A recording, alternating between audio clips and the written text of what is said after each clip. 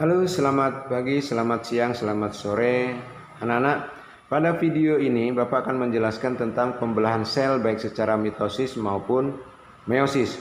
Kemudian di deskripsi video ini juga Bapak sudah cantumkan link untuk menjawab soal-soal latihan. Namun sebelum dimulai pembelajaran ini, alangkah lebih baiknya jika anak-anak berdoa terlebih dahulu agar anak-anak diberikan kemampuan kecerdasan untuk menerima penjelasan ini sehingga anak-anak menjadi anak yang hebat dan sukses. Berdoa dipersilahkan. Anak-anak, di dalam tubuh kita banyak sekali sel-sel tubuh. Nah, sel-sel tubuh yang memiliki bentuk, struktur, dan fungsi yang sama, mereka akan bergabung menjadi satu, namanya jaringan. Nah, beberapa jaringan, mereka juga akan bergabung kembali membentuk yang namanya organ tubuh. Nah, beberapa organ tubuh akan menyatu melaksanakan suatu fungsi tertentu, maka itu kita namakan sistem organ. Nah, beberapa sistem organ menyusun, bergabung menjadi satu, jadilah namanya organisme. Contohnya, tubuh manusia itu adalah satu organisme. Nah, bagaimana proses sel-sel itu membelah? Mari kita saksikan penjelasan Bapak ini. Kita mulai pembelajaran kita pada hari ini. Ada 3 alasan mengapa sel makhluk hidup itu mengalami pembelahan sel. Alasan yang pertama yaitu untuk pertumbuhan. Makhluk hidup dapat tumbuh karena sel-selnya bertambah banyak. Semakin banyak sel di dalam tubuh satu makhluk hidup, maka secara otomatis tubuhnya juga akan semakin besar. Ukurannya semakin besar. Yang dulunya pendek menjadi tinggi, yang dulunya kurus menjadi gemuk. Berikutnya, alasan kedua mengapa sel itu membelah yaitu untuk perbaikan. Ketika kita terluka, maka bekas luka kita itu lama-kelamaan akan tertutup dengan sendirinya. Nah, mengapa hal itu terjadi? Itu terjadi karena adanya pembelahan sel pada bagian yang luka tersebut. Nah, sel-sel yang membelah itu digunakan untuk mengganti sel-sel yang telah rusak. Alasan ketiga yaitu untuk reproduksi. Bahasa kita, reproduksi itu adalah perkembangbiakan. Nah, pada proses reproduksi seksual atau secara kawin, maka diperlukan sel kelamin untuk membentuk individu baru atau anak. Nah, pada proses pembentukan sel kelamin itu sendiri, maka diperlukan proses yang namanya pembelahan sel, yang awalnya satu sel induk akan berubah menjadi sel-sel kelamin atau yang kita sebut dengan namanya gamet. Ada 2 macam pembelahan sel. Yang pertama yaitu pembelahan mitosis dan yang kedua namanya pembelahan secara meiosis. Pembelahan mitosis yaitu pembelahan yang terjadi pada sel somatis atau sel tubuh kita. Nah, pembelahan mitosis pada sel somatis ini dimaksudkan adalah untuk pertumbuhan maupun perbaikan. Satu sel induk dia akan membelah menjadi dua sel anakan yang identik dengan induknya. Sebelum membelah sel itu, maka ada tahap yang namanya tahap interfase. Tahap interfase, anak-anak perhatikan di sini, ini membran nukleus, ini isinya nukleus. Nukleus dan membran inti masih terlihat jelas, artinya ini masih terlihat jelas. Kemudian sentrosom yang terdiri dari 2 sentriol masih menyatu. Artinya apa? Ini adalah sentrosom. Nah, sebenarnya bentuknya seperti batangan, dia saling tegak lurus begini. Nah, awalnya menyatu.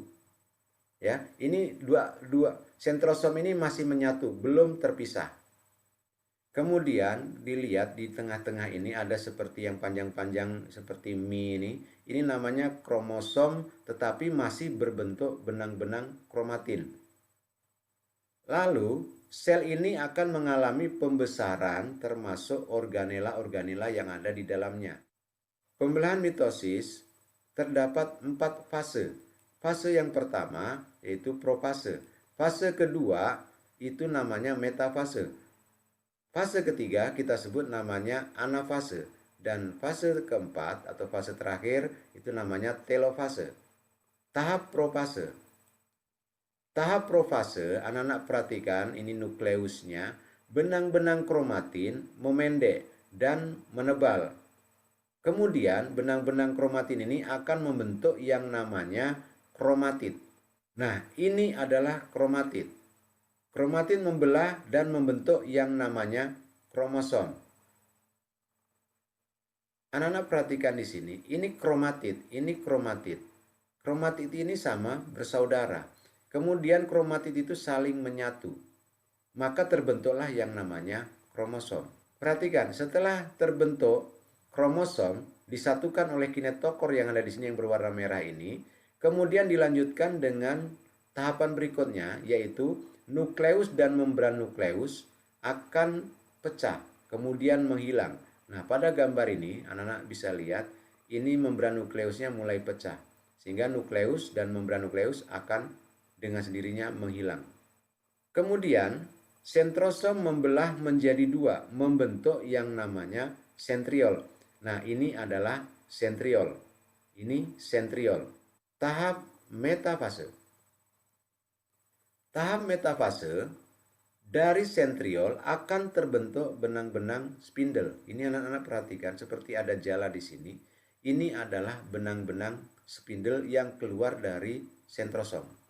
Tahap berikutnya, kromosom ini mulai bergerak ke bidang ekuator yang di tengah-tengah atau bidang pusat belah. Anak-anak perhatikan di sini adalah kinetokor. Nah, kinetokor ini adalah tempat melekatnya benang-benang spindle, di mana benang-benang spindle ini nanti akan menarik kromosom ini supaya kromosom ini saling terpisah.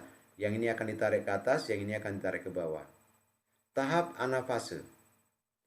Pada tahap anafase, kromosom mulai ditarik oleh benang-benang spindle sehingga keduanya ini akan berpisah. Kromosom ditarik ke kutub oleh benang-benang spindle. Jadi ini kromosom ini ditarik ke daerah kutub di sini. Satu ke kutub sini, yang satu lagi ke kutub sini.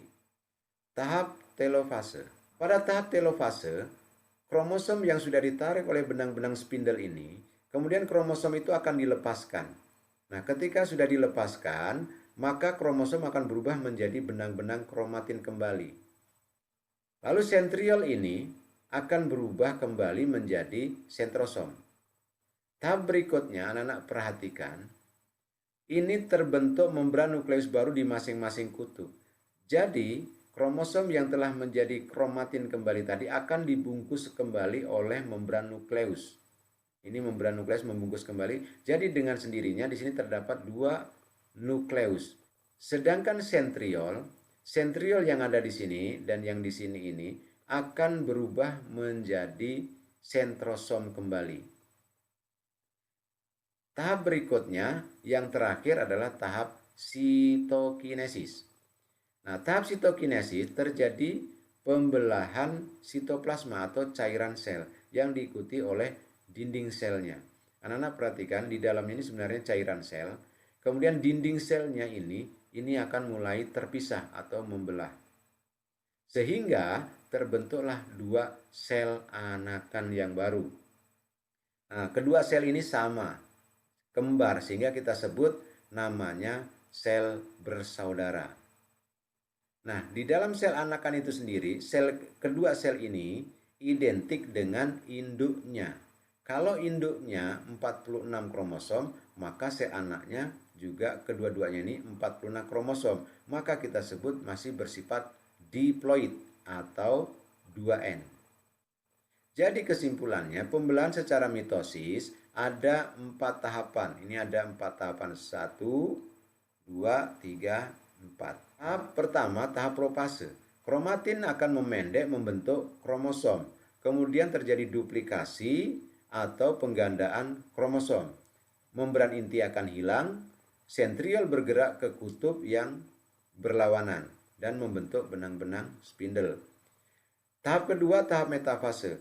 Kromosom berjajar di bidang ekuator atau di bidang pusat pembelahan. Lalu tahap ketiga, tahap anafase. Nah, pada tahap anafase ini kromatid berpisah menuju kutub-kutub yang berlawanan. Dan yang terakhir tahap telofase. Pada tahap telofase ini terbentuk dua nukleus baru. Membran inti terbentuk dan diakhiri dengan proses yang namanya sitokinesis atau pembelahan sitoplasma yang diikuti oleh membrannya, dan akhirnya terjadilah dua sel anakan yang identik dengan induknya. Selanjutnya anak-anak, mari kita bahas tentang pembelahan yang kedua, yaitu pembelahan secara meiosis. Pembelahan meiosis itu disebut juga sebagai pembelahan reduksi. Mengapa disebut reduksi? Hal itu dikarenakan pada pembelahan meiosis akan menghasilkan keturunan dengan jumlah kromosom yang separuh dari kromosom induknya. Misalnya kalau kromosom induknya itu ada 46, maka sel anakannya nanti menjadi setengahnya atau 23. Tahapan proses pembelahan secara meiosis terdiri dari yang pertama profase 1, metafase 1, anafase 1, telofase 1. Kemudian dilanjutkan pembelahan kedua yaitu profase 2, metafase 2, anafase 2, dan telofase 2. Pada tahap meiosis 1 atau tahap profase 1, anak-anak bisa perhatikan di sini. Di dalam nukleus terdapat benang-benang kromatin. Nah, ini anak-anak lihat, ini adalah benang-benang kromatin yang masih mengandung DNA. Mulai benang-benang kromatin ini mulai memendek dan menebal. Kemudian dia akan membentuk yang namanya kromatid, sama dengan mitosis. Kromatid menjadi kromosom. Kromatid-kromatid kembar ini akan menyatu sehingga terbentuklah yang namanya kromosom. Kromatid-kromatid yang menyatu tadi, mengapa bisa menyatu? Karena di sini disatukan oleh yang namanya sentromer. Sentromer mempunyai dua fungsi utama, yaitu sebagai tempat melekatnya kromatid bersaudara ini dan juga sebagai tempat melekatnya nanti benang-benang dari spindle atau benang-benang dari sentrosom. Berikutnya, kromosom saling berpasangan dengan homolognya yang kita sebut dengan sinapsis. Jadi mereka saling berpasangan. Pasangan kromosom homolog ini kemudian mereka akan menduplikasikan diri. Nah, selanjutnya terjadi rekombinasi atau pindah silang atau penggabungan DNA. Anak-anak perhatikan di sini, ini ada menyatu, ini menyatu. Inilah yang disebut rekombinasi atau pindah silang. Ini adalah merupakan hasil dari rekombinasi tersebut. Ini ada yang berwarna biru dan ada yang berwarna merah. Berikutnya, membran nukleus pecah dan menghilang. Sama seperti di mitosis, membran nukleus pecah kemudian menghilang. Sementara sentromer menjadi sepasang sentriol. Yang tadinya satu sentromer, maka dia akan terpisah menjadi dua sentriol. Kedua sentrosom yang telah menjadi sentriol tadi itu akan membentuk benang-benang spindle. Seperti anak-anak lihat di sini, seperti ada jala-jala yang menjulur panjang ini adalah benang spindle, sama dengan tahapan mitosis. Selanjutnya tahap metafase. Metafase 1. Pada tahap metafase 1, kromosom bergerak ke bidang ekuator atau bidang pembelahan sel. Kemudian dilanjutkan dengan tahap anafase. Nah, tahap anafase ini kromosom ditarik oleh benang-benang spindle menuju ke kutub. Selanjutnya sesampainya di kutub, benang-benang spindle akan melepaskan kromosom. Nah, ini kita katakan sebagai tahap telopase yang nantinya akan dilanjutkan dengan tahap sitokinesis. Setelah dilepaskan kromosom ini oleh benang-benang spindle, maka kromosom ini akan berubah menjadi benang-benang kromatin. Sementara sentriol yang tadi mengeluarkan benang-benang spindle akan berubah menjadi sentrosom. Anak-anak lihat di sini tidak ada lagi jala-jala. Jadi sudah berubah menjadi sentrosom kembali. Sementara kromosom ini sudah berubah menjadi kromatin. Selanjutnya diikuti dengan proses sitokinesis atau pembelahan membran sel yang diikuti oleh sitoplasmanya. ini membran selnya, kulit selnya mulai terpisah termasuk cairan yang ada di dalamnya. Sehingga terbentuklah dua sel anakan dengan masing-masing memiliki nukleus dan sentrosom sendiri. Nah, setelah terjadi dua sel anakan ini, maka akan dilanjutkan dengan tahapan kedua, yaitu meiosis kedua, pembelahan sel yang kedua. Tahapan profase 2, sentrosom membelah menjadi dua sentriol kembali. Ini sentrosomnya menjadi dua. Akan menjadi dua sentriol. Nukleus pecah, kemudian akan menghilang. Kedua sentriol membentuk benang-benang spindle. Kedua sentriol ini, anak-anak lihat, ini akan membentuk benang-benang spindle kembali. Selanjutnya, sentriol bergerak ke kutub. Spindle mulai tumbuh memanjang. Kromosom bergerak ke bidang ekuator. Benang-benang spindle melekat pada sentromer. Ini tahap metafase. Nah, setelah itu, kromosom ditarik ke kutub oleh spindle kembali. Ini kita katakan namanya tahap anafase, di mana kromosom ditarik oleh benang spindle menuju ke kutub. Berikutnya, benang-benang spindle akan melepaskan kromosom. Kemudian, benang-benang spindlenya akan memendek dan akhirnya akan menjadi sentromer. Sementara kromosom berubah menjadi benang-benang kromatin kembali. Sementara ini, sentriol berubah menjadi sentrosom kembali. Selanjutnya, mulai terbentuk nukleus baru, sentriol berubah menjadi sentromer kembali. Nah, tahap yang terakhir yaitu tahap sitokinesis. Membran sel mulai membelah diikuti oleh sitoplasmanya. Seperti anak-anak lihat di sini. Di sini sudah terbentuk nukleus masing-masing di kedua kutub. Lalu membran selnya mulai membelah diikuti oleh dinding cairan sel di dalamnya. Dengan demikian kesimpulannya, pada saat meiosis 1 terjadi dua sel anakan. Nah, kedua sel anakan ini akan membelah lagi yang namanya meiosis 2. Sehingga masing-masing punya dua sel anakan. Maka anakannya menjadi 4. Nah, keempat sel anakan tersebut, itulah yang kita sebut namanya sel kelamin atau gamet. Gamet itu sendiri berfungsi sebagai alat atau sel yang digunakan untuk reproduksi secara seksual atau secara generatif. Bagaimana anak-anak, bisa dipahami penjelasan Bapak tentang penjelasan sel tadi? Mudah-mudahan bisa ya. Baik, selanjutnya silakan anak-anak mengerjakan soal latihan yang ada di link di bawah ini. Silakan klik, kemudian kerjakan soalnya. Namun sebelumnya Bapak beritahukan ada passwordnya. Passwordnya mau jadi dokter, belajar IPA dulu. Ketik mau jadi dokter, belajar IPA dulu. Pakai huruf kecil aja semua. Baik, mudah-mudahan anak-anak bisa mengerjakan soal dan hasilnya memuaskan. Terima kasih atas perhatiannya. Bapak akhiri. Selamat pagi, selamat siang, selamat sore.